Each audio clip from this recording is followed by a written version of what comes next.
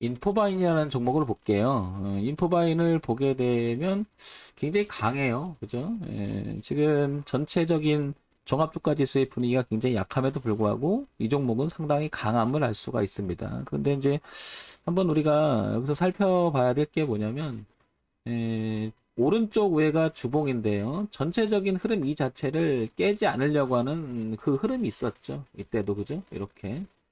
그 다음에 내려오던 흐름을 이렇게 턴하면서 바꾸죠. 황 대표가 제일 많이 얘기하는 것 중에 하나가 이렇게 머리를 빼꼼 드는, 그 다음에 대추세를 살려놨을 때는 우리가 항상 주목 대상으로 삼자라는 말을 여러 번 하죠. 그죠? 이렇게. 자, 이렇게 그리면 이런 흐름들이 하나씩 이렇게 윤곽이 잡히죠. 그런 가운데 이렇게 위에서 계속 놀죠. 근데 지금 이 자리가 거래가 가장 많은 가격대이기도 합니다. 그래서 윗꼬리 지금 오늘도 이렇게 걸리는데요. 그렇다는 얘기는 지금 이게 매물 소화를 할 수도 있고요. 그죠?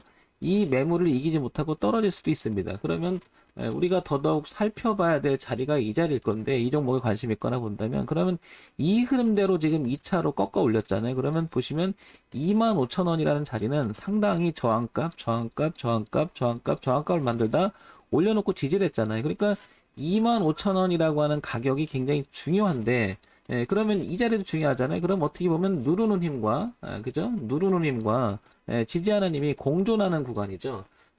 자, 그 다음에 시선을 한번 돌려볼게요.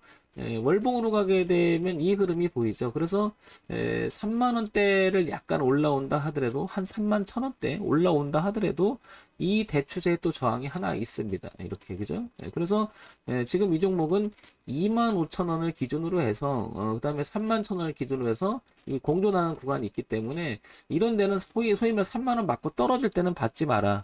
받으면 약간 올라가는 척 하다가 대추세에 얻어맞고, 그죠? 얻어맞고 이 안에 다시 떨어지게 되면 곤란하다는 거죠. 그리고 나서 밀렸을 때 25,000원을 지지를 확인하고, 이 근방을, 그죠? 여기를 확인하고 다시 턴할 때 사든지, 아니면 돌파하고 31,000원대를 돌파하고 지지를 확인하고 사든지, 즉 아예 싸게 받든지, 그죠? 싸질 때, 기회를 줄 때 사든지, 아니면 이 매물을 돌파하고 그 지지로 바뀐 상태에서 우상향을 놓을 때, 그러니까 소위 말해서 필드는 이렇게 될 때 하얀 부분, 하얀 이 네모 박스로 들어갈 때 우리가 노려보든지, 아니면 아예 싸져서 지지와 저항을 이루어지고 있는 마지노선에서 승부를 걸든지, 항상 중간에 들어가게 되면요, 중간에 들어가거나 저항대에서 돌파를 기도하고 들어가게 되면 그 자리가 나중에 지나고 난 꼭지가 될 확률도 되게 높죠. 그래서 우리가 매매를 할 때는 앞과 뒤를 동시에 보면서 지금 현재 가격의 위치가 어딘가를 살피고, 리스크 관리를 하기 위해서는 어디가 가장 의미 있는 가격대일까를 살피는 건 굉장히 중요하죠. 그래서 인포바이는 25,000원, 그리고 31,000원이 보입니다. 근데 지금 28,000원이죠. 그러니까 쫓아가는 매매라든지 내릴 때 바로 사지 말고 확인하는 매매가 한 번 더 필요하죠. 제일 좋은 건 항상 저항받을 때 저항을 받고, 그 저항을 받고 나서 돌파할 때가 의미가 크죠. 왜 그러냐면 저항받을 때 저항받는다는 것은 매물을 소화했다, 이렇게 우리가 해석이 될 수가 있고, 거기를 돌파하려고 할 때 왜 소화했겠느냐, 끌어올리려고. 그러니까 누군가는 거기서 던지는 걸 받아냈겠죠. 그죠? 그러고 나서 그 자리가 지지로 바뀌어버리면 그때부터 올라가는 경우가 굉장히 많죠.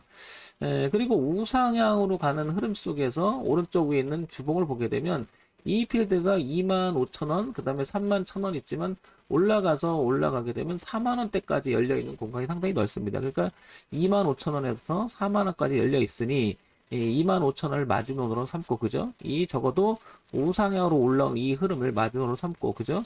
그 다음에 지금은 매물대 매물 소화하고 있는 게 아닐까, 이렇게 추정이 됩니다. 자, 요런 점 참고해서 보시고요. 황 대표는 매매해봐라 그러면 당연히 여기 밀려서 지지 확인하고 하든지, 올라가서 뚫고 지지를 다시 확인하고 하는데, 저는 이 자리를 더 좋아합니다. 매물을 그러니까 매물에 부딪히는 건 부딪히고 그걸 소화하고 다시 지지를 받기 위해서 올라갈 때 하면 비싸긴 해도 기준이 뚜렷하죠. 기준이 뚜렷하다는 건 뭐냐면, 그 위에서 논다는 것은 매물을 소화했는데 그 밑으로 논다는 건 무슨 뜻이죠? 다시 그거를 이기지 못했다는 뜻이죠. 그러니까 대응하기가 좋죠. 저는 대응이 가장 중요하다라고 생각합니다. 특히 손절을 짧게 하는 대응이 훨씬 중요하다고 생각해요.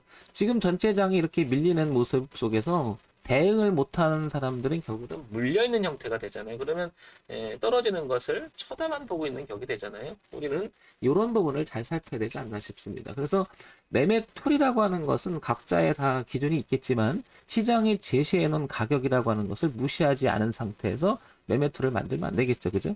그래서 의미 있는 가격대를 살피는 거 매우 중요할 것으로 보입니다. 인포바인 이런 점을 참고해서 보시기 바랍니다.